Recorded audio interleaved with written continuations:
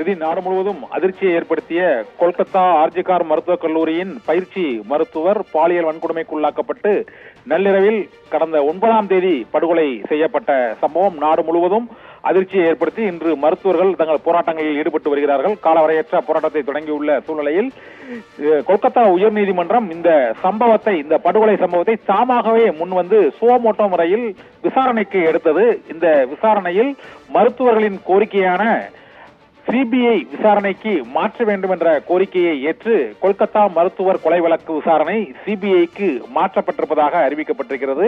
இந்த படுகொலை சம்பவத்தை அடுத்து மேற்கு வங்க முதலமைச்சர் மம்தா பானர்ஜி அந்த பயிற்சி மருத்துவ மாணவியின் இல்லத்திற்கே சென்று ஆறுதல் கூறியதுடன் வரும் ஒரு 2-3 தினங்களில் உண்மையான குற்றவாளி கைது செய்யப்படுவார், ஒருவர் மட்டுமே கைது செய்யப்பட்டுள்ள சூழ்நிலையில் மீதியுள்ள அந்த பெண் மருத்துவருடன் நள்ளிரவில் உணவு அருந்திய மற்றும் அவருடன் பேசிக் கொண்டிருந்த மேலும் 3 மருத்துவர்களின் சிசிடிவி பதிவுகள் வெளியாகி இருக்கின்றன. அவர்களை ஏன் இன்னும் கைது செய்யவில்லை என்றும் அவர்களிடம் விசாரணை நடத்தப்பட வேண்டும் என்றும் வலியுறுத்தப்பட்டது. இதற்கு மேற்கு வங்க அரசு தரப்பில் அளிக்கப்பட்ட பதிலில் 60 பேரிடம் விசாரணை நடத்தப்பட்டு வருகிறது என்றும் 4 மருத்துவர்கள் மீதும் சந்தேகம் இருக்கிறது என்றும் தற்போது சஞ்சய் ராய் என்ற ஒரு மருத்துவமனை ஊழியர், கடைநிலை ஊழியர் மட்டும் கைது செய்யப்பட்டிருக்கிறார் என்றும் காவல்துறை தரப்பில் தெரிவிக்கப்பட்டது. இருந்தபோதிலும் இந்த வழக்கு விசாரணையில் சிபிஐ விசாரிக்க வேண்டும் என்ற கோரிக்கையை வலியுறுத்திதான் நாடு முழுவதும் டெல்லியிலிருந்து தமிழகம் வரை அனைத்து மாவட்ட தலைநகரங்கள், மாநில தலைநகரங்களில் போராட்டங்கள் நடைபெற்றன.